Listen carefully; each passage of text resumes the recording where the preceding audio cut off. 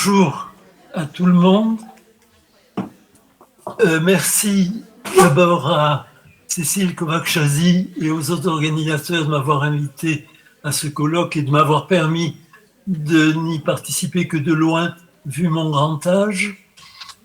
Je vais commencer tout de suite, j'espère que vous m'entendez bien. Je suis un peu stressé parce que ça a été très difficile pour la connexion. Voilà, donc je commence. Il me semble qu'il existe deux formes principales de misopédie qui n'ont peut-être pas été évoquées dans les interventions précédentes. La misopédie active, qui se manifeste sous les différentes formes de la violence éducative, physique, verbale et psychologique. Et puis la misopédie passive, qui consiste à adhérer, le plus souvent même sans s'en rendre compte, à la vision du monde qui a été inculquée par la culture héritée de plusieurs millénaires de violence éducative. Cette seconde forme de misopédie peut très bien fausser la recherche scientifique, même de haut niveau, surtout en matière de sciences humaines, sans que les chercheurs s'en aperçoivent et même si l'auteur de ces recherches ne pratique en rien la violence éducative, la misopédie active, disons. Il me semble qu'on en a eu un exemple avec un livre, un ouvrage paru l'an dernier, au mois d'août, et dont on a rendu compte, le monde a rendu compte dans 2 grandes pages, donc on a accordé une grande importance à ce livre. Je le montre, je ne sais pas si oui, on doit le voir. Voilà, c'est le livre de Bernard Lahire, Les structures fondamentales des sociétés humaines. Vous voyez que c'est un grand et gros livre, presque 1000 pages, 30 pages de bibliographie, un ouvrage donc très sérieux et d'ailleurs réellement intéressant, mais je crois très discutable. C'est ce que je vais essayer de montrer. Après avoir exposé brièvement la thèse principale de ce livre, je dirai les raisons de mes doutes concernant la loi qu'il prétend établir. Je montrerai que cette loi ne s'est pas appliquée pendant la plus grande partie de notre préhistoire et jusqu'à nos jours, chez les chasseurs-cueilleurs. Et enfin, pourquoi et comment, en rapport avec la misopédie, l'humanité s'est soumise à la domination et comment, étrangement, le rire, notre rire, a peut-être pu jouer pendant très longtemps un rôle politique majeur. Alors, quelle est la thèse de Bernard Lahire? En gros, ce qu'il dit, c'est que la domination dans les sociétés humaines a pour origine la situation de dépendance totale dans laquelle se trouvent les enfants humains durant de longues années après leur naissance. Dépendance à laquelle on a donné le nom savant d'altricialité, qui vient de altrix en latin, qui désigne la nourrice. Donc les enfants vivent en nourrice pendant plusieurs années et sont totalement dépendants des parents et des adultes. Cette situation de dépendance est une situation de soumission parce que parmi les soins accordés aux enfants, on trouve aussi les punitions et les corrections.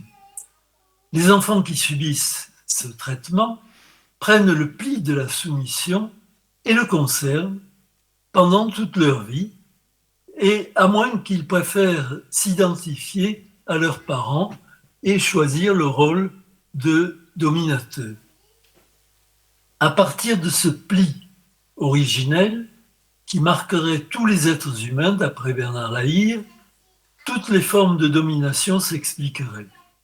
Des chefs sur les subordonnés, des princes sur leurs sujets, des États sur leurs citoyens, des colonisateurs sur les colonisés, des hommes sur les femmes, des vieux sur les jeunes, etc.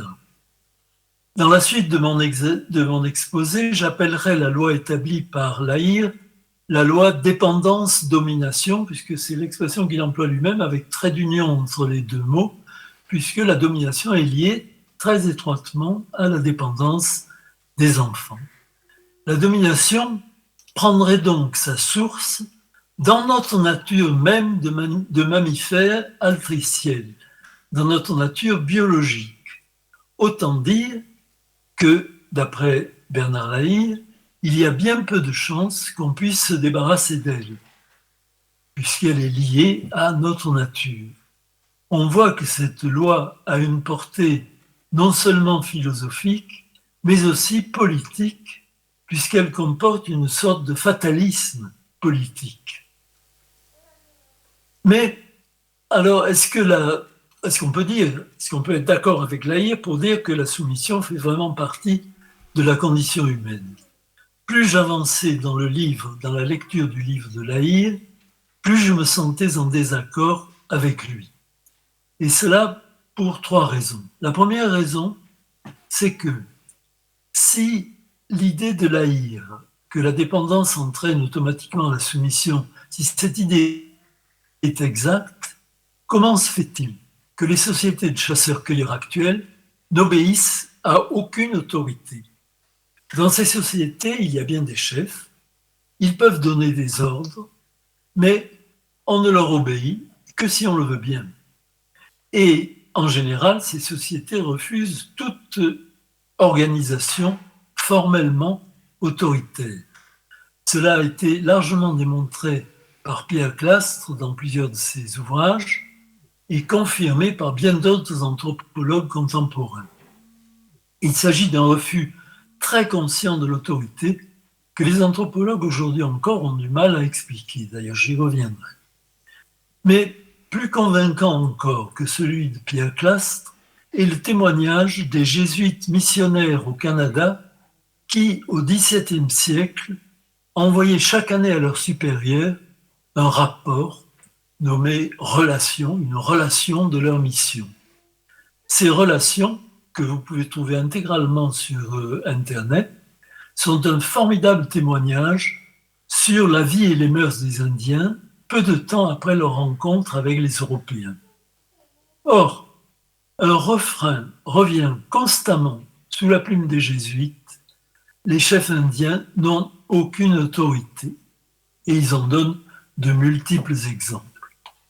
Comment se fait-il, si la loi dépendance-domination établie par Lahire est exacte, que 300 000 ans après l'apparition d'Homo sapiens et 3 ou 4 000 ans après les premiers empires établis au Moyen-Orient, les sociétés de chasseurs-cueilleurs n'aient pas subi la loi dépendance-domination. Pourtant, les enfants de chasseurs-cueilleurs étaient et sont bien altriciels, comme tous les enfants.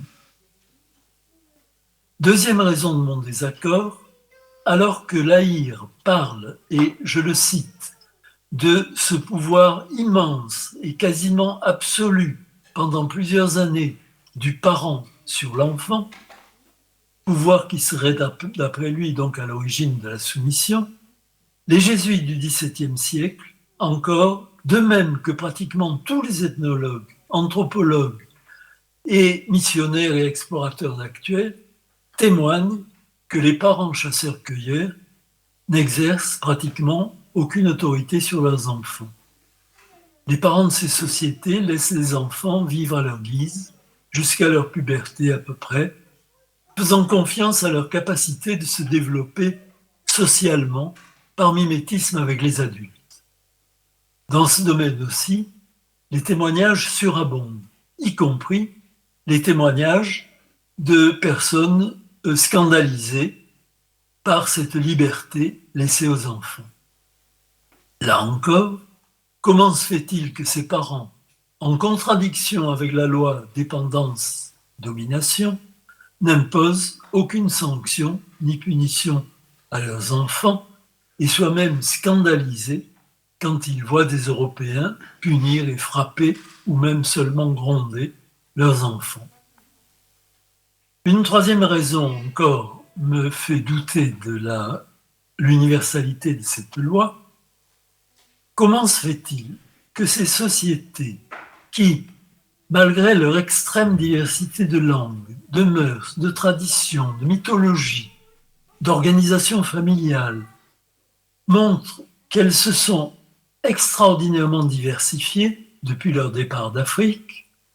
Comment se fait-il que toutes ces sociétés, où qu'elles se trouvent sur la planète, et qui sont en fait sans aucun contact entre elles, et en commun de ces deux caractéristiques, des chefs sans autorité et des enfants élevés sans contrainte ni punition. Par quel miracle, après des milliers de kilomètres d'errance à travers la planète, après des dizaines de milliers d'années depuis leur départ d'Afrique, ont-elles pu aboutir aux mêmes relations d'absence d'autorité des chefs et des parents, relations diamétralement opposées à celles des sociétés dites civilisées, qui sont toutes hiérarchiques et pratiquent activement la misopénie. Est-ce que ça peut s'expliquer autrement que par le fait qu'elles ont conservé sur ce point les mœurs de leurs ancêtres du Paléolithique? Autrement dit, est-ce que ça ne signifie pas que pendant toute la durée du Paléolithique, 300 000 ans environ, l'humanité a vécu sans chef pourvu d'autorité et a pratiqué une parentalité sans contrainte, ni violence, ni misopédie? Ça peut paraître très étonnant de dire cela, mais il me semble que ça l'est beaucoup moins si l'on songe que nous sommes des primates et que chez la majorité des grands primates, on trouve la même attitude à l'égard de leurs petits, absence de contrainte et de violence dans le comportement éducatif. Je précise dans le comportement éducatif parce qu'on sait bien qu'il y a des infanticides parmi les primates, mais ils ne font évidemment pas partie du comportement éducatif. L'humanité ne fait probablement pas exception à cette règle du comportement parental des primates. Alors, la raison de ce que je crois être l'erreur de Lahire, c'est qu'il n'a pas tenu compte ou eu connaissance de cette très longue durée où l'humanité a vécu libre d'obéir ou non à ses chefs et formée à la liberté et à l'égalité tout au long de son enfance, mais en société. Il ne s'agit pas d'une liberté et d'une égalité laissée à l'abandon. Ces enfants vivaient en société, mais les adultes respectaient avaient une considération pour eux, et entre eux, ces enfants vivaient à l'égalité. Cette absence générale d'intérêt pour la condition des enfants dans l'histoire et dans la préhistoire est un aspect de la culture mise en place par la misopédie. Culture qui a toujours fait considérer ce qui arrivait aux enfants comme sans importance véritable. Alors, pourquoi les chasseurs-cueilleurs et les hommes du Paléolithique auraient-ils refusé l'autorité? Eh bien, il y a quelque chose qui a pu jouer un grand rôle, c'est le rire. Les anthropologues contemporains, comme par exemple Philippe Descola, se demandent pourquoi les sociétés de chasseurs-cueilleurs ont cherché à se prémunir contre un pouvoir coercitif dont en fait ils n'avaient pas l'expérience. Il y a un paradoxe là. Cette perplexité est due, je crois, au fait que l'anthropologie ne s'est pas suffisamment penchée sur l'enfance, ne s'est pas intéressée à l'enfance et n'a pas établi de rapport entre le refus de l'autorité des Indiens adultes et la façon dont ils avaient été élevés. Je reviens à mes jésuites, qui, eux, je crois, avaient bien compris qu'habitués, parce qu'ils avaient vécu vraiment parmi les Indiens, habitués pendant les années décisives de leur jeunesse à ne subir aucune forme de coercition, excusez-moi, je me suis perdu, je lis en même temps pour être sûr de respecter le temps. Hein. Donc, oui, je disais que... Oui, excusez-moi, j'ai perdu le fil. Non, ils ne se sont pas... Oui, mes jésuites. Ils ont bien compris qu'habitués pendant les années décisives de leur jeunesse à ne subir aucune autorité de leurs parents et des autres adultes, et à vivre et à jouer ensemble pendant des années, ils n'ont pas fait suffisamment attention au fait que... Ah, excusez-moi, je me suis perdu encore. C'est la fatigue. Oui, voilà. Que les enfants, donc habitués à cette absence d'autorité et vivant dans l'égalité, devaient avoir un flair absolument infaillible pour reconnaître immédiatement une attitude différente, l'attitude de l'autorité, justement, l'attitude de la supériorité que prétend donner l'autorité. Et qu'ils devaient la trouver bizarre, insupportable et probablement ridicule. Un peu comme quand on voit les enfants aujourd'hui, quand l'un d'entre eux prend une attitude un peu supérieure, dit non, non, mais qu'est-ce qu'il se croit? Et ils ont tendance à se moquer de celui qui prend cette attitude. Les jésuites ont été justement très surpris par le caractère moqueur des Indiens parmi lesquels ils vivaient. Ils les ont trouvés extrêmement gosseurs, comme ils disaient. Les Indiens ne prennent pas les jésuites au sérieux, ils réagissent à leur sérieux par le rire. Et on a eu plusieurs témoignages d'ethnologues qui disaient que souvent les chasseurs-cueilleurs ont vraiment beaucoup d'humour. Et il est possible que le rire, ce rire spontané des enfants et puis des adultes, ait joué un rôle politique très important en faisant détecter et en quelque sorte tomber de son trône toute relation qui se prétendait supérieure aux autres et empêcher littéralement l'émergence d'une autorité quelconque dans la société humaine. Ensuite, on a repéré d'autres formes de réaction à l'autorité chez les chasseurs-cueilleurs. Le Classe en particulier en cite plusieurs, notamment une réaction de non-coopération. Si par exemple un chef décide de partir à la guerre et qu'il insiste qu'il veut absolument être suivi, eh ben non, on n'obéit pas et on le laisse partir seul et se faire tuer au combat s'il le souhaite. Ou autre solution encore plus radicale, on le tue, tout simplement. Être tué par son propre groupe est un des risques du rôle de chef s'il abuse de son pouvoir, c'est-à-dire s'il veut ne pas tenir compte du refus d'obéissance de ses sujets, entre guillemets. Tel était donc l'ordre ancien, l'ordre probablement du paléolithique maintenu chez les chasseurs-cueilleurs actuels. Et il faut bien penser qu'il a fallu que cette façon de se comporter soit extrêmement robuste pour qu'elle traverse tant de millénaires sans finalement changer. Alors pourquoi cela a-t-il changé dans nos sociétés pour qu'elles puissent établir toutes ces formes de domination dont certaines sont épouvantables et dont on peut presque dire que pendant tout au long de l'histoire, la plupart de ces relations ont été épouvantables. Pourquoi et comment le barrage si efficace opposé par l'humanité du paléolithique à toute domination pendant une si longue durée, pourquoi a-t-il cédé? Alors là, évidemment, on ne peut formuler que des hypothèses. L'hypothèse que je propose pour expliquer est triple, mais les trois causes ont pu se cumuler, et elles sont toutes dues, à mon avis, au changement de mode de vie du néolithique. Quand je dis le néolithique, il faut bien voir que ce changement a dû se produire à plusieurs reprises dans les sociétés du paléolithique et on a dû adopter l'agriculture, l'élevage et puis revenir à la chasse et à la cueillette. Tous les anthropologues aujourd'hui disent que ça a dû se produire très fréquemment, mais qu'à un moment, c'est devenu irréversible, au moins pour les sociétés du genre des nôtres. Donc la première cause possible, à mon avis, ça a pu être l'agriculture, qui exige plus de temps de travail que la chasse et la cueillette, ça a été mesuré plusieurs fois.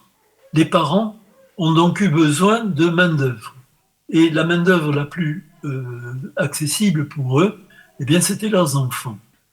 Ils ont sans doute été contraints d'y recourir à eux, mais comme le travail agricole est long, fatigant, fastidieux, très différent de la chasse et la cueillette qui ont des aspects ludiques, les enfants n'ont probablement pas été portés à effectuer ce travail spontanément. Il a fallu les contraindre, voire les forcer, voire les punir, recourir à la violence pour qu'ils se mettent au travail de plus en plus tôt dans le courant de leur vie. Et je reviendrai sur ce point.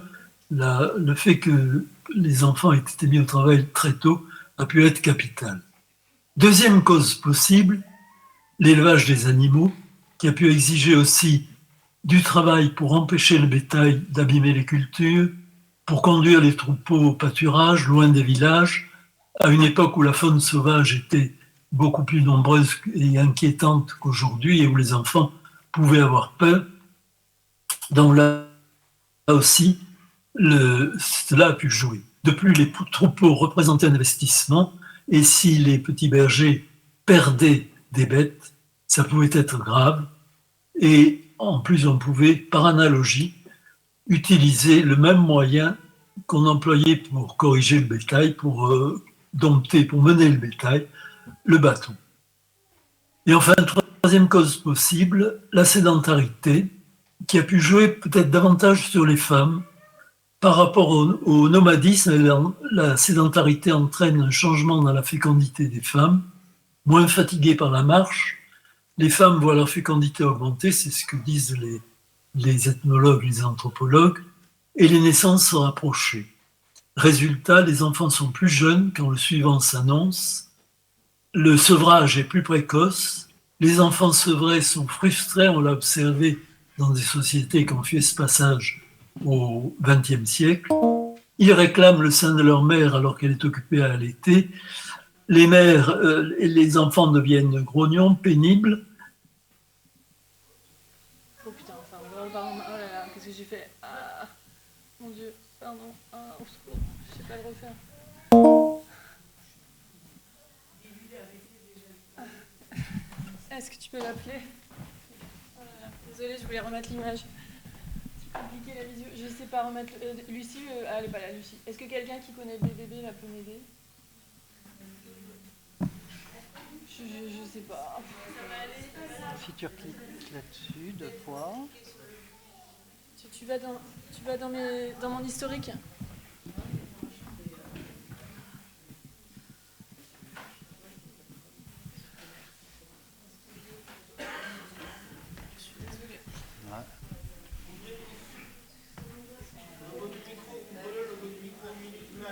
Bah, viens Sébastien.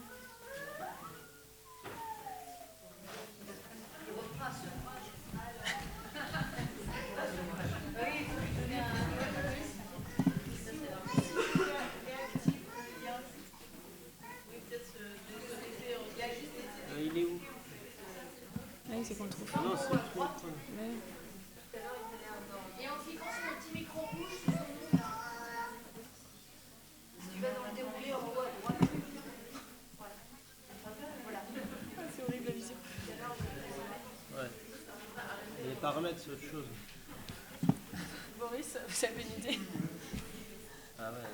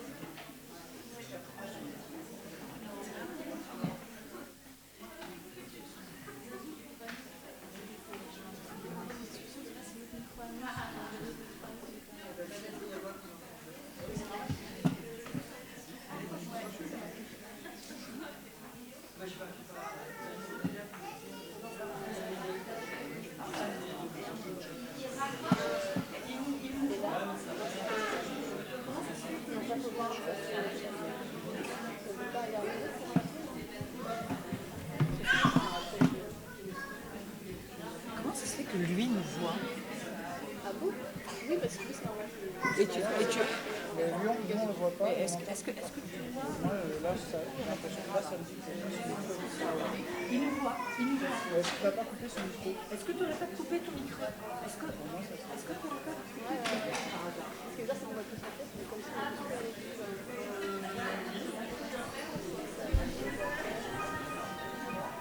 il avait coupé son micro. Et sa caméra aussi, là, tu l'as coupé.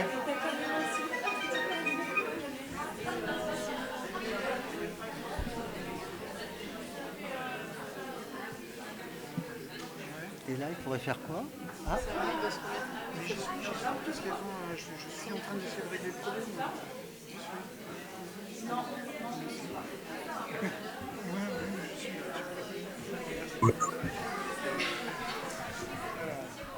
Voilà, là il doit marcher le micro, non?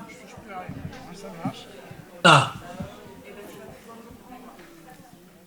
Bon, je peux repartir. Donc tu m'as dit à partir du moment où je disais que les enfants venaient grognon, oui.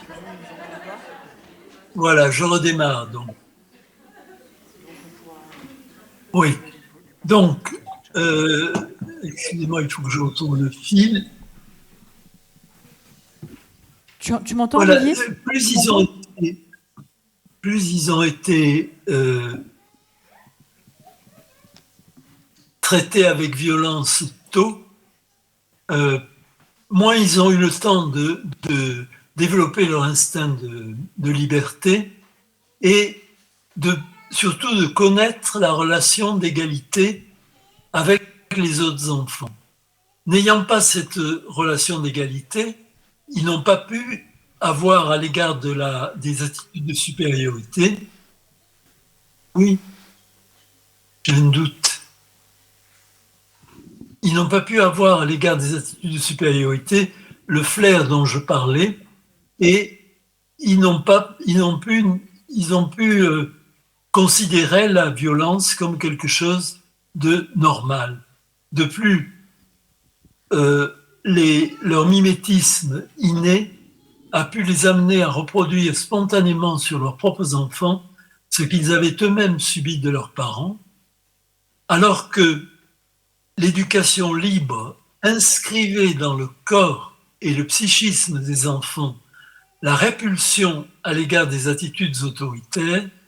La coutume provoquée par le changement de mode de vie a inscrit dans la chair et le psychisme des enfants la soumission à l'autorité et l'habitude de reproduire la violence éducative parentale pour des milliers d'années jusqu'à nos jours. Vous voyez que sur ce plan-là, Lahire avait raison. C'est vrai que à partir du moment où on traite les enfants violemment, ils risquent de le reproduire et malheureusement, c'est ce qui se passe souvent. Et en plus, ça peut jouer sur l'attitude des adultes à l'égard de l'autorité. On garde l'attitude de la soumission parce que le pli est pris. Alors, en conclusion, qu'est-ce qu'on peut retirer de tout cela? D'abord, que l'insuffisance de l'étude de l'histoire de l'enfance dans les sociétés comme la nôtre, qui sont marquées par la misopédie, peut donc amener les scientifiques même à formuler des hypothèses qui sont finalement dangereuses parce qu'elles nous enferment dans l'idée que nous sommes voués par notre nature à la soumission et à la domination. Cela a empêché aussi, ce manque d'attention à l'enfance, à l'histoire de l'enfance, a empêché de voir que le recours à la violence éducative n'est pas lié à l'altricialité humaine, c'est-à-dire à notre nature, mais à un changement de mode de vie qui a eu des conséquences imprévisibles.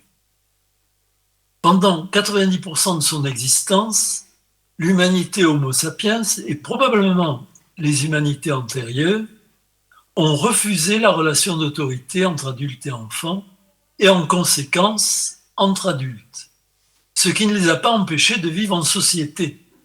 Et justement, il est frappant de voir que les enfants et les adultes du Paléolithique, élevés très probablement sans contrainte et rebelles à l'autorité, ont été capables de visiter toute la planète, y compris des îles du Pacifique qui ont exigé une très longue navigation, là, j'ai un écho de mes paroles. Je ne sais pas si c'est possible de le supprimer.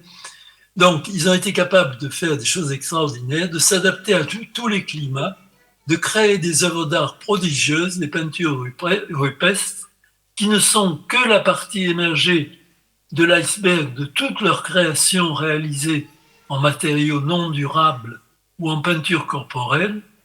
Ils ont été capables de créer des techniques de vie et de survie qui leur ont permis de s'adapter à tous les climats et d'améliorer leur mode de vie. Je dis cela simplement parce qu'on a souvent tendance à imaginer les hommes de la préhistoire comme des êtres pas loin des singes, mais c'était bien différent. Même les jésuites, toujours mes jésuites, qui pourtant croyaient les Indiens soumis au diable, ils ont dû reconnaître que leur sociabilité était souvent plus apaisée que celle des sociétés chrétiennes et que leurs enfants, malgré la liberté de leur éducation, avaient entre eux des comportements respectueux, délicats, qu'ils n'avaient guère eu l'occasion de voir parmi les enfants français. Et cela tenait en fait très certainement au fait que la parentalité dans ces sociétés était collective et que les bébés, dès la naissance pratiquement, les bébés étaient pris en main pas seulement par les parents, mais par un grand nombre de personnes. On a calculé qu'il pouvait y avoir 15 personnes qui s'occupaient dans la même journée de même bébé, qui avaient une familiarité avec eux. Et ça explique probablement en grande partie le fait que la violence contre les enfants devait être pratiquement impossible, parce qu'il y avait une grande affection à l'égard des enfants.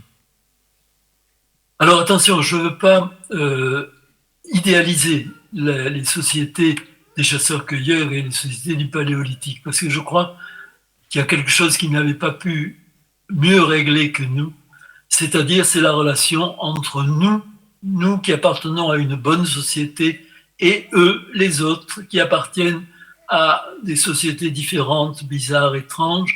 Les relations entre chasseurs-cueilleurs étaient souvent d'une grande hostilité, et je n'ai jamais lu de pire description des tortures que celles qu'ils ont pu exercer entre eux au cours de guerre sur des prisonniers. Donc, je ne veux pas idéaliser ces sociétés, mais il faut bien voir ce qu'elles ont d'extrêmement positif. Autrement dit, il me semble que la misopédie dont nous parlons n'est pas originelle, elle n'est pas naturelle à l'humanité, c'est une pratique relativement récente et rien n'empêche qu'elle puisse être exclue du comportement humain. La coutume éducative des premiers hommes reposait sur la conviction que les enfants, comme les autres animaux sociaux, ça n'exigeait pas des connaissances scientifiques extraordinaires, il suffisait de regarder les animaux sociaux. Donc, comme les autres animaux sociaux, les enfants portaient en eux, dès leur naissance, de quoi se socialiser, sans qu'il soit nécessaire de les corriger pour cela, et à condition de respecter leurs besoins, dont les besoins de tendresse, de considération et de liberté. Exclure la misopédie peut être un puissant moyen de lutter contre toutes les tentatives de domination, ne serait-ce qu'en nous ôtant la croyance que la domination et la soumission sont dans nos gènes et en libérant les capacités relationnelles des enfants. Les véritables structures fondamentales des sociétés humaines, je reprends le titre de l'Aïr, celles dont témoignent toutes les luttes qui ont été menées à travers l'histoire pour la liberté des droits humains, ce sont les aspirations des enfants et des adultes à être reconnus comme des êtres libres, rebelles à toute prétention d'autorité, mais dotés de capacités relationnelles qui les font aspirer à la vie sociale. La liberté et l'égalité, je vais terminer, je ne sais pas si j'ai dépassé mes limites, sont notre état vraiment naturel. Oui, tu as dépassé les limites, Olivier. Graeber et Owen Grau, deux auteurs américains qui ont écrit un grand livre qui s'intitule « Au commencement était une nouvelle histoire de l'humanité », ils ont écrit cette citation que je vous donne. En effet, le moment crucial à identifier ne serait plus celui de l'apparition des leaders, ni même des rois ou reines, mais celui à partir duquel nous avons été sommés de les prendre au sérieux. J'ajouterais, le moment auquel nous avons accepté de les prendre au sérieux.